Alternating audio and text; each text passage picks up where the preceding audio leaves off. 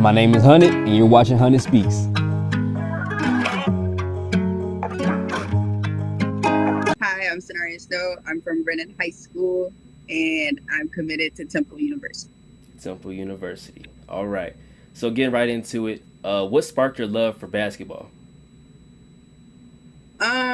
Well, I'm not really sure. I kind of just picked up the basketball one day at a gym. My mom, we always used to live close to like a recreation center.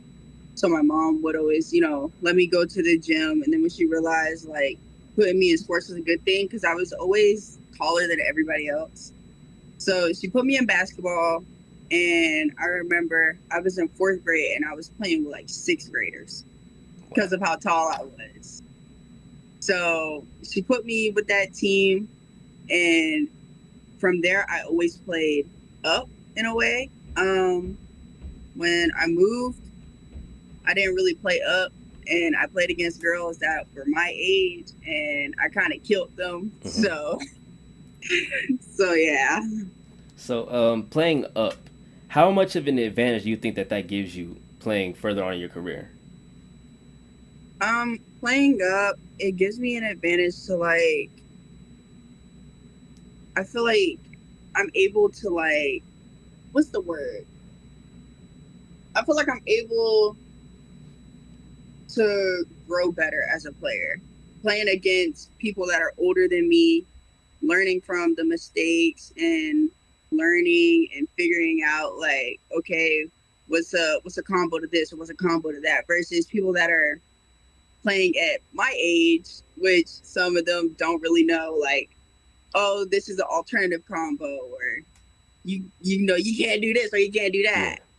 So playing up definitely taught me like a lot of different. It taught me a lot of different ways that basketball works. So from going to playing up and then wait, first of all, were you varsity all 4 years? No. So when I was a freshman, I played varsity in public school, and then I got recognized, and a private school wanted me to play for them. And so I went and I played with them. And my sophomore year, I played varsity blue, which is kind of just another word for JV. But I played varsity blue, and then I tore my meniscus. And after I came back from my meniscus injury, I ended up playing varsity, but I didn't really get playing time. So from there, my mom took me from that school, and we came here, and I played varsity. How did you what was your time like being injured? How did you mentally overcome that? Um, Being injured, it definitely came with a lot of emotions. I cried every now and then. I thought I was able to run, able to do, what I could and do what I wanted to do. But then it got to a point where I realized like I actually have to take my time with this injury, because if I didn't, I could have messed up my knee again. Because I completely tore my meniscus and I knocked off a quarter-sized piece of cartilage on the outside of my knee. So, um, there were complications during my surgery.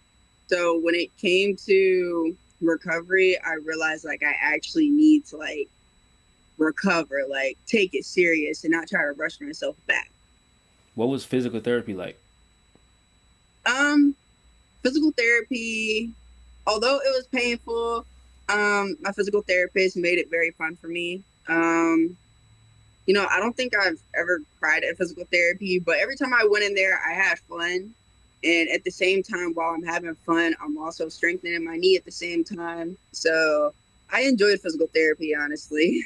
So when you were coming back to the court after being injured, what was the emotion like? And were you scared at all you may re-injure yourself even after all the hard work you put in physical therapy?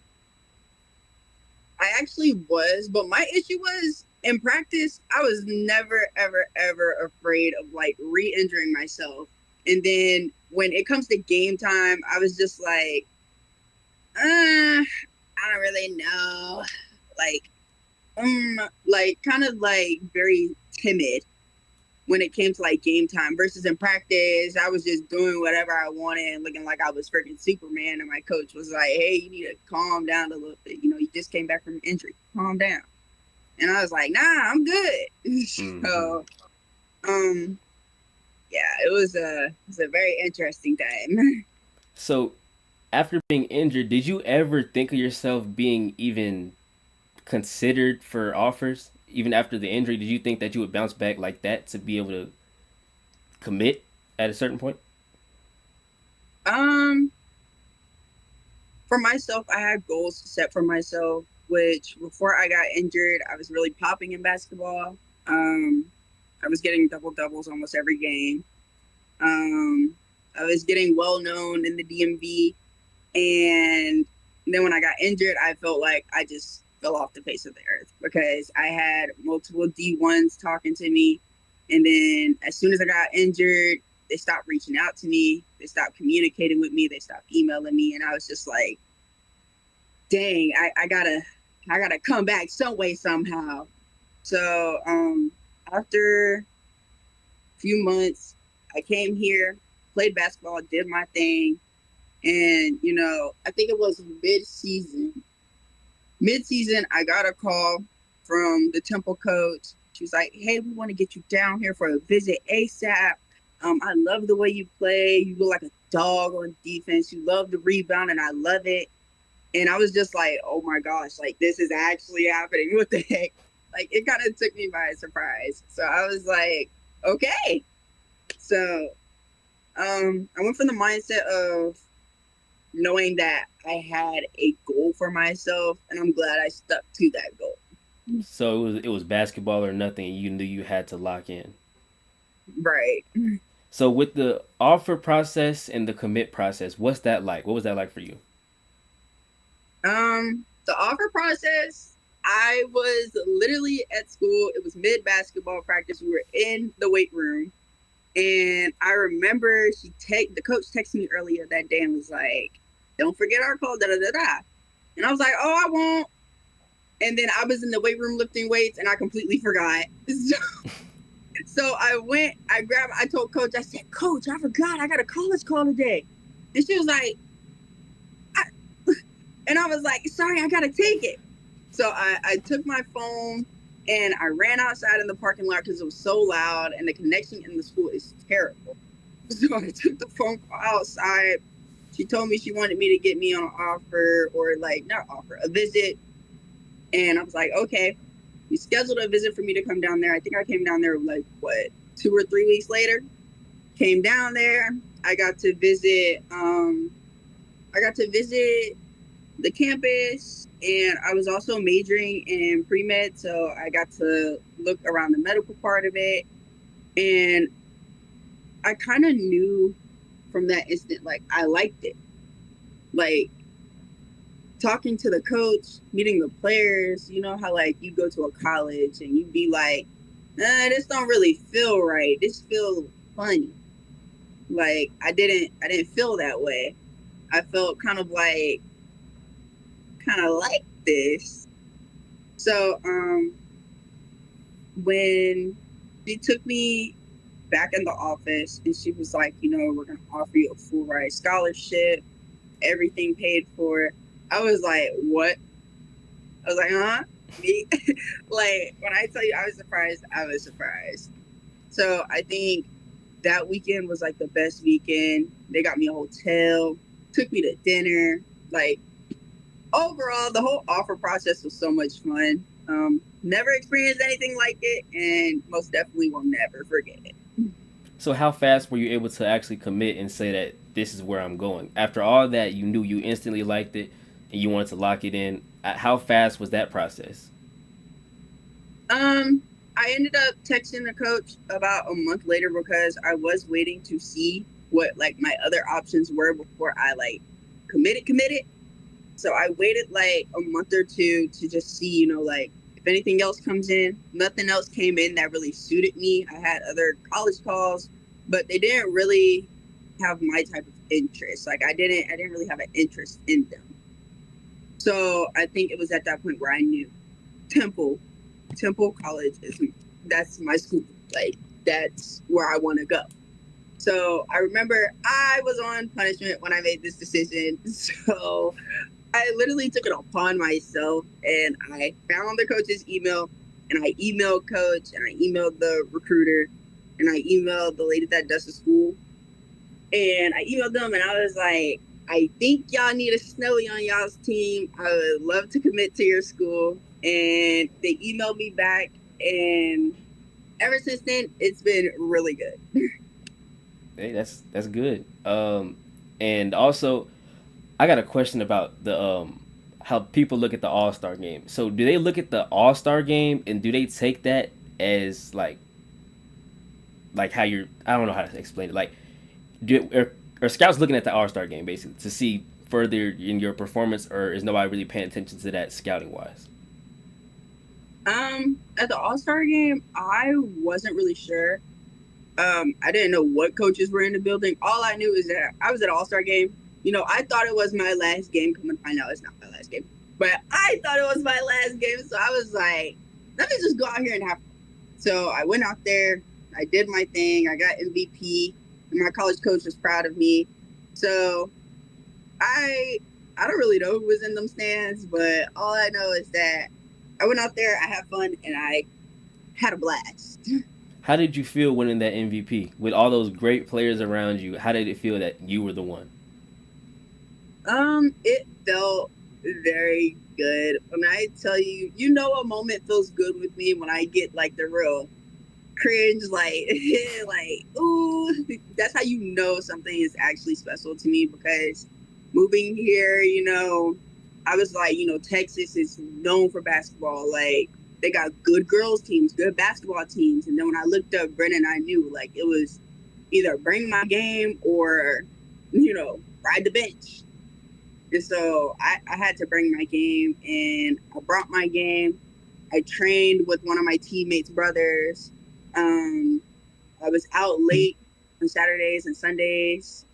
And I worked and I worked and I worked and I worked. So being able to get that MVP, it showed that like all of my hard work paid off from, you know, ever since I first got here. Like it all paid off. And it was such like a surreal moment. I was like, oh, okay, like, yay. Like I didn't really know how to feel, but it was such a good moment. So you being the high level player you are and going off to college, what is one player you have in mind at Brennan who you can confidently say you feel comfortable leaving the leader on the team? Um, well, me and all my senior babies are leaving. So if there's one person, well, I can't really say one person, I gotta do my little two people thing. But if there's at least one to two people that I could say that I know will uphold the legacy, it would be Bella Flemings and Janaea Wall. Because I playing with them was like I'm playing with not really my little sisters. They're so advanced. Their IQ is there. Their hard work is there. Their dedication is there. They're in the gym late at night. They grind all the time. They're good academic scholars. Like, there's two people that I could truly, truly trust to carry the legacy. I know it's them too because I know they won't disappoint at all. Like, I can guarantee that. What has been your teammate relationship with those two in specifics throughout the entire time you've been teammates? Before I even moved here, I remember announcing that I was gonna go to Brennan, and the first player on the team to reach out to me was Bella. Bella reached out and she was like, welcome to Brennan. I introduced myself. She introduced herself, and ever since then, me and Bella, I call her my Bella Boo because I see her as like a little sister to me. I see all the girls as little sisters to me because I am 18. So I see them as, little sisters, like somebody that I have to like influence, like I have to leave a good legacy. So my relationship with Bella and Naya, I didn't really know Naya when I got here. She didn't really know me. But like the first camp that I went to at Brennan, Naya literally showed me all the drills. She showed me all the plays. She giggled with me. She played around with me. Like, although I might not see them a lot in the school day, like during passing periods or things like that, when it comes to basketball, I just feel like our relationship is there.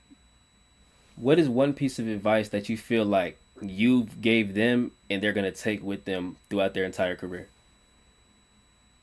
I would definitely say don't give up and drive through hard times, because this season I did go through a hard time, and regardless of what I had going on, I still managed to go out there and play with my team, play for my team. And even though we didn't win, even though we didn't win, it still shows like I worked my butt off, and it gets to a point where it's like it's either you want it all or you don't. So everything that I put into it, I hope I showed them, like, persevere through the hard times and just stay on the grind and never be afraid to try something new. Because when I tell you, I know deep down in my soul I wanted to be a guard, but I was forced to be a post player. So when it comes to me, being able to like shoot, I was always told not to shoot at a young age, and being able to advance into that short corner jump shot, or elbow jump shot, free throw jump shot, you know, perhaps a three, um, you definitely can't be afraid to like try new things in basketball. Basketball is where you make mistakes, and if you make mistakes, you're doing it right. So yeah, What is one thing that you're looking forward to trying new in college on the court? one thing I'm looking forward to trying new in college on the court is most definitely shooting more. Because although I got all different types of post moves in the bag. Don't get me wrong, I love being a post. But sometimes you're just there and you're sitting at that 3 point line and you're just like, shoot it or shoot it. Because long story short, you shoot it, coach gonna look at you and be like, I know she did not just shoot that thing. And then if you airball, coach is gonna take you out the game. So Whoa, what well, was? but shoot it, coach gonna look at you like, ugh. But if you make it, coach gonna look at you still like, I don't know where that came from, but okay. So I would definitely say shooting more, because I feel like I can become a great shooter if I actually try and keep working at it. So Definitely, definitely, definitely. Looking forward to it. Hey, also, I really want to try to go to one of your games at Temple. Definitely. So yeah, after this, like after you get everything going and stuff like that, I'd love for you to send me your schedule so I can try to make a couple. yes, and it is the temple in Texas. This is not the one in all the way over yonder. No, this is literally one that's like 3.5 hours away. So Not too bad. yeah, Well, you said you were into photography, right? yes. So how did that come about? How did you say that you wanted to try photography? Um. Well, I've been a content creator for like maybe like 2 years now, and I used to take my own pictures to like post on Instagram or whatever. But then when I got injured, I think that's when I really started taking it serious, like the recovery process. I needed to find something for me to do. So I was like, okay, let's record some videos. And then it went from let's record some videos to let's record my teammates. So let's take pictures of my teammates. And then I kind of upgraded from there. And then when I moved here and I realized like at our school, there's a like whole photography room, I became obsessed. Especially when I figured out I could get a camera from there, definitely became obsessed, because now Mr. Cerna has to deal with me asking for a camera every week. So literally, I just shot somebody's signing day today. So Okay. yeah, Well, what school was it? they signed to Texas State. Okay, Texas State. I think I heard a couple of people going to Texas State. I know people got offers, but I don't know about commitments. But that's pretty cool. That's pretty cool. I only did the Sam Houston signing day, but I would love to do that again. It's pretty cool ceremony. So Yeah. when you're taking videos, what exactly like are you going for when you're taking videos of basketball? Like how do you separate yourself from everybody else's videos? I like to focus more on like the actual play, like the play and then how they get the shot. Some highlights are just the person scoring the bucket or the person doing a layup. Like some people don't actually focus on how they got to the basket or how they actually like what was it? Was it a pass back, or was it like a pass, dribble crossover layup? Like I like to focus on like the actual movement to get to the basket. And plus I like to make it cinematic. So I feel like you being the actual athlete makes you a better videographer as well because you go from being out on the court, being in the play to being behind the camera, and you can point out different things from behind the camera like you would on the court. So it gives you a better eye for it. So that's like a plus on top of that. right. So I want to talk about your coach real quick. What's your relationship like with your coach?